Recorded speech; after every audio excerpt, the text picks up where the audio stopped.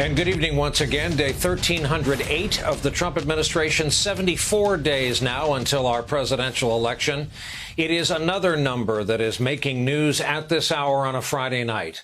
Tonight, a new projection from the folks at the University of Washington says nearly 310,000 Americans will be dead by December 1st. Right now, that death toll is over 176,000, with over 5.6 million known infections in our country. Today, Donald Trump had little to say about the virus or its toll, but he did go hard after Joe Biden and Kamala Harris. After all, Biden's widely praised acceptance speech was a takedown of Trump's leadership. And so 24 hours later, Trump was in front of a conservative group with a rebuttal and a dystopian vision of a Democratic victory. Over the last week, the Democrats held the darkest and angriest and gloomiest convention in American history. They spent 4 straight days attacking America as a country that must be redeemed. Joe Biden grimly declared a season of American darkness.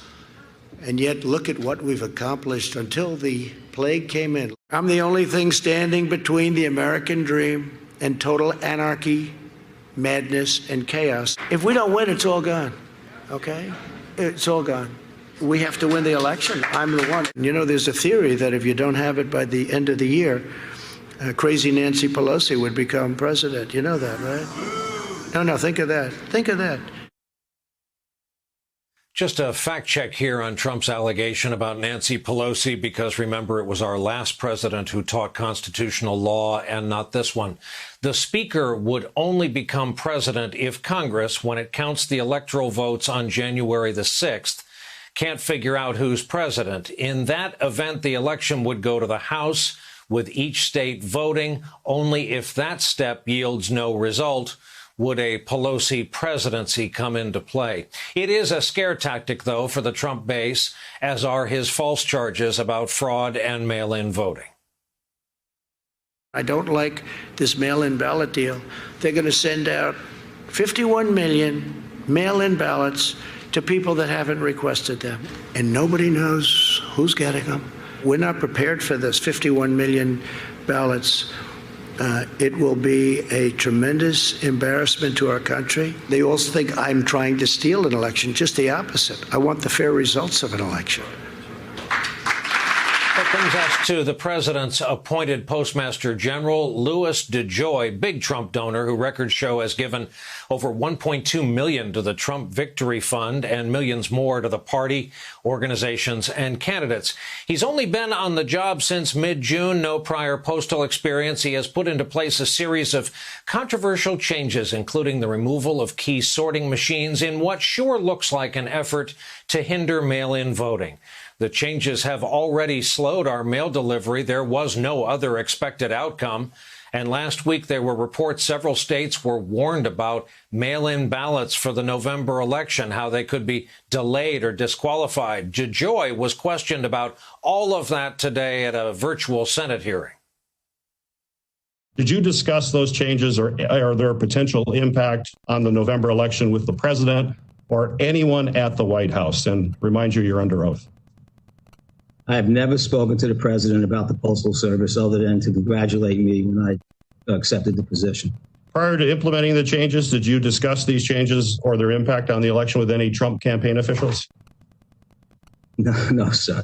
Did you have your word that you're not going to mandate that states send out any ballots using either the more expensive first-class mail? And will you continue the processes and procedures to allow election mail to move as expeditiously as possible and treat it like first class? Yes, sir. We will deploy processes and procedures that advance any election mail, in some cases ahead of first class mail. Will you be bringing back any mail sorting machines that have been removed since you've become Postmaster General? Will any of those come back? There's no intention to do that. They're not needed, sir. We're being told that you're limiting overtime, and this could possibly add to backlogs. Are you limiting overtime? We never eliminated overtime. It's been curtailed significantly, is what I understand. It has not been curtailed by me or the leadership team.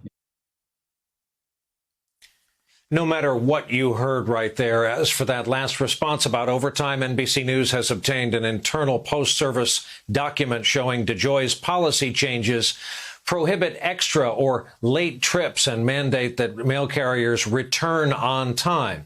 One other thing we learned, DeJoy told the Senate he supports voting by mail, and like his boss, the president, it happens to be how he votes.